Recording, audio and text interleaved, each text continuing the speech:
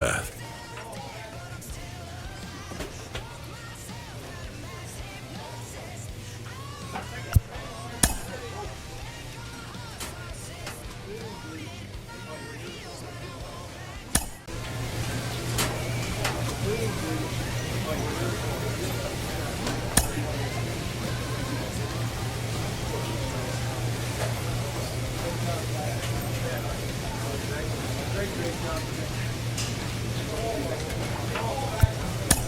And just like that, the course of a career changes.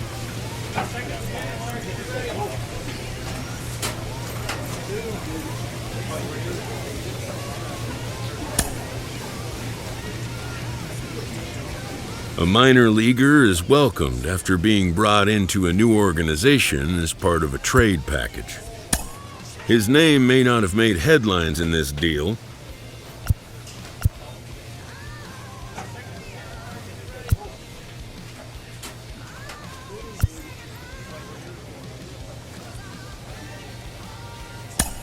but if he's a hit in the long run, it could be a real feather in the GM's cap.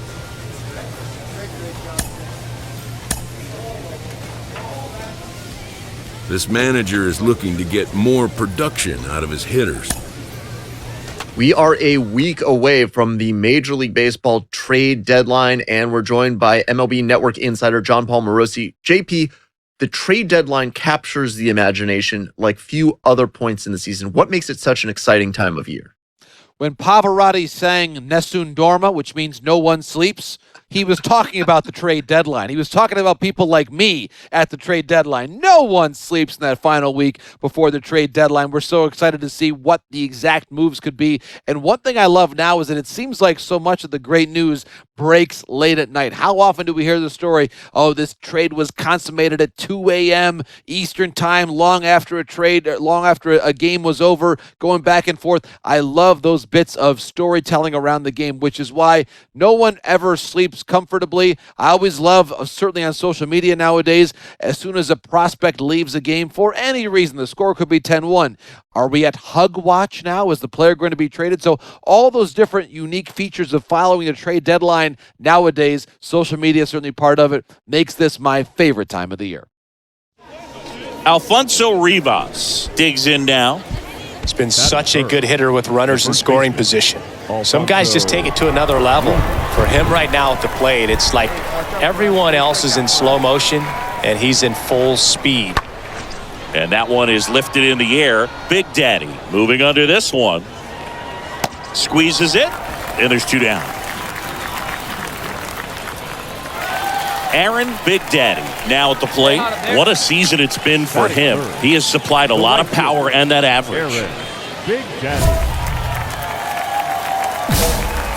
What's your pitch?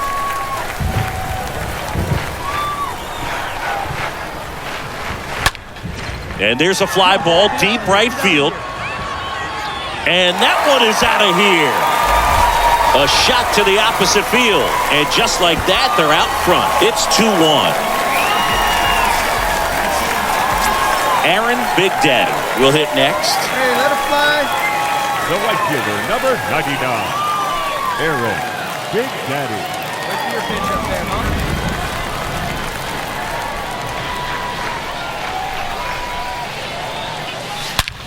Swing and a ground ball out to short. Zips it to first. There to beat him by an eyelash. Fastball groove right down the... So up next, Reginald Preciado. The shortstop, Reginald Preciado. 0-2 now. Right side. He gets there to make the play. A nice running grab. And there's one down. So two down now, and here is Aaron Big Daddy, 1 for 2. Aaron Big Daddy. And that's in there for strike one. This is important. If he can go 1, 2, 3 here, will be a very positive sign for him and for his team. Next offering is in for a strike. Oh, now this one is blasted to right. Forget it. Way back there and gone. He sends it out of here, and they close the gap. It's 5-4. Elevated fastballs, especially away, are like putting the ball on a tee. Hitters do a lot of cage work. They're comfortable hitting off the tees, and he was comfortable right there hitting that ball opposite field for a home run. Welcome back. Here's the left fielder, Jordan Wogu.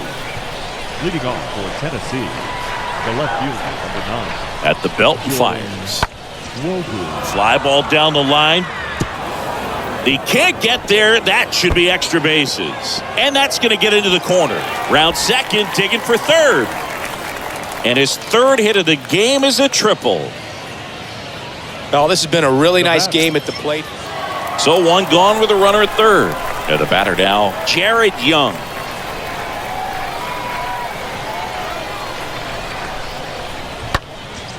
Lifted in the air, right field. Big Daddy settles underneath it and puts the squeeze on that. Runner tags from third. The tag, and that's out number 3, inning over. 1 out, base is empty. At the plate, Aaron Big Daddy for the 4th time tonight. A lot of times you're looking for a guy to get that tying run on base, but because of the power, you want him to tie up the game with one swing here. That one ripped. Out of here. He's done it again, and we're level. It's 5-5. Stepping in, the long ball threat, Aaron Big Daddy. No matter what, you're playing this kind of rival, take your game to another level.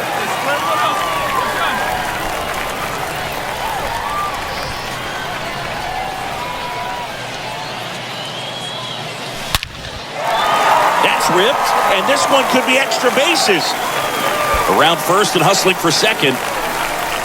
Throw comes in quickly, but the winning run is now in scoring position, 2 away. So now it's the 4-hole hitter, Michelle Triana.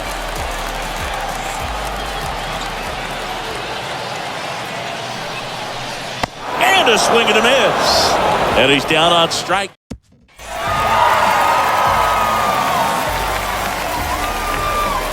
Help but compare them to MLB stars of the past and present, trying to get a comp. Ken Griffey Jr., the Hall of Famer, joins me. Ken, how hard is it to compare and predict who these players could become? Well, it's still hard to compare people. Compare, eras, decades, even your contemporaries. You still can't compare.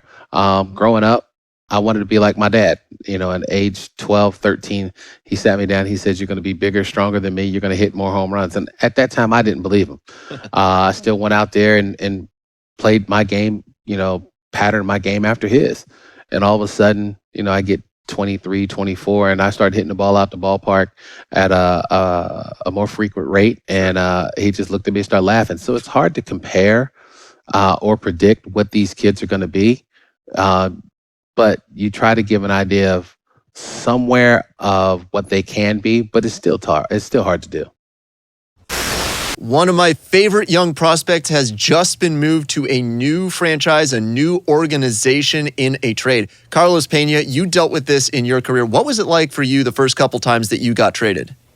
Oh, yes. I got traded twice in my early career when I was a prospect, and even when I broke into the major leagues early on. It is difficult. I mean, you're the new kid in school. That's the type of feel. You're trying to make sure you get to know these players, this new environment, the coaches, and they expect things out of you because they understand that they traded for you.